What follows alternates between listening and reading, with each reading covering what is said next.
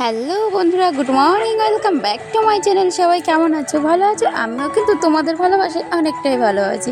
তো এখানে দেখো তোমাদের দাদাভাই কোথায় এসছে বুঝতে পারছো? হ্যাঁ, আমরা কিন্তু দেশের বাড়িতে চলে এসেছি। আর দেশের বাড়িতে এসে কিন্তু দেখানো তোমাদের অনেক কিছু রয়েছে। সবাইকে বলবো ভিডিওটা প্লিজ স্কিপ করে চলে যেও না, সবাই কিন্তু লাস্ট পর্যন্ত দেখার অনুরোধ রইল।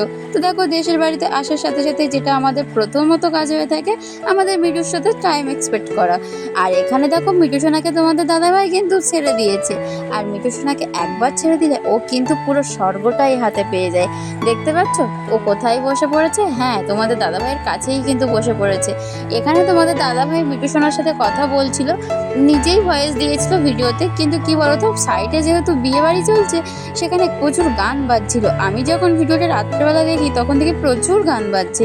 তো তার জন্য আমি কিন্তু তোমাদের দাদাভাইয়ের সাউন্ডটা মিউট করে দিয়েই আমি কথা বলা শুরু করেছি। তো দেখো, আমাদের মিঠু সোনা আমাদের ঠিক কতটা মিস করে তোমরা না দেখলে বুঝতেই পারবে না।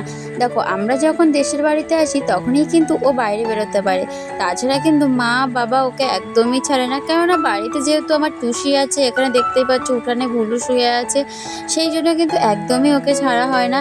আরও বাইরের অনেকগুলো ছানাপোনারা চলে আসে, ওকে কখন ধরে ফেলবে সেই জন্য কিন্তু ওকে বাইরে বার করা হয় না। তবে হ্যাঁ, যখন আমরা বাড়িতে আসি তখন ওকে বাইরে ছেড়ে দেওয়া হয়, ও চান করে নেয়। ওর মতো ও চান করে, আবার ওর মতো ও খাওয়া দাওয়া করে, কিন্তু ওর মতো ও খাঁচার ভিতরে চলে যায়। একটা জিনিস কি বলতো, মিঠু সোনাকে ছাড়লে ওকে শুধু চোখে চোখে দেখে রাখতে হবে, তাছাড়া আদার্স কিন্তু কোনো ব্যাপার নয়। এই যে দেখতে পাচ্ছ টুসি, এ যখন তখন ওর উপরে হামলা করতে পারে, এটাই হলো সব থেকে বড় ভয়। কিন্তু একটু যদি চোখে চোখে ওকে দেখে রাখো তাহলে কিন্তু নিজে থেকেই খাঁচার ভিতরে চলে যায়। ওকে কিন্তু জোর করে কারোর খাঁচার ভিতরে দিয়ে দিতে হয় না। এখানে দেখো, এবারে ওর চানের জল দেওয়া হয়ে গেছে, যেহেতু ও এখন দিব্যি এর উপরে বসে আছে। আর দেখো, ও নিজে নিজেই কিন্তু ওর খাঁচার ভিতরে চলে যাচ্ছে, আর ও খাঁচার ভিতরে ঢুকছে। আর এখানে নিচেতে দেখো আমার টুসি বসে আছে। দেখেছো বন্ধুরা, ও কিন্তু নিজে নিজেই খাঁচার ভিতরে চলে গেল। এখানে দেখো, ভুলু এক দৃষ্টিতেই তাকিয়ে আছে। এদের সবার একটাই কাজ, সেটা হলো আমার বাড়ি পাহারা দেওয়া।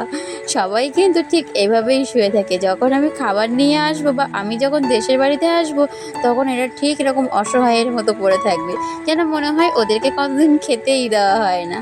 তো যাই হোক, চলো আমার বাগানের দিকে একটু যাওয়া যাক। এদিকে দেখো, আমার বাগানে আজকে প্রচুর ফুল ফুটেছিল। আমি এসে দেখছি প্রচুর ফুল ফুটেছে, কিন্তু পূজা দেওয়ার জন্য সবাই ফুল তুলে নিয়ে গেছে। এটা বেশ আমার খুব ভালোই লেগেছে।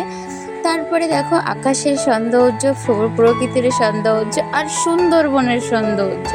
তো আজকের ওয়েদারটা কিন্তু খুবই সুন্দর ছিল। কি তোমাদের ভালো লাগছে না? আমার তো বেশ ভালোই লাগছে। তোমরা কি এই গাছটা চিনতে পারছো? হ্যাঁ, জানি তোমরা অনেকেই চিনতে পারছো। যারা চিনতে পারছো না তারা কিন্তু অবশ্যই কমেন্টে আমাকে জানিও। এখানে দেখো, দুটো কুমড়োর ফুল একসাথে কি সুন্দরভাবে ফুটে আছে মুখোমুখি। আমি এদেরকে প্রেমিক আর প্রেমিকা নাম দিয়েছি।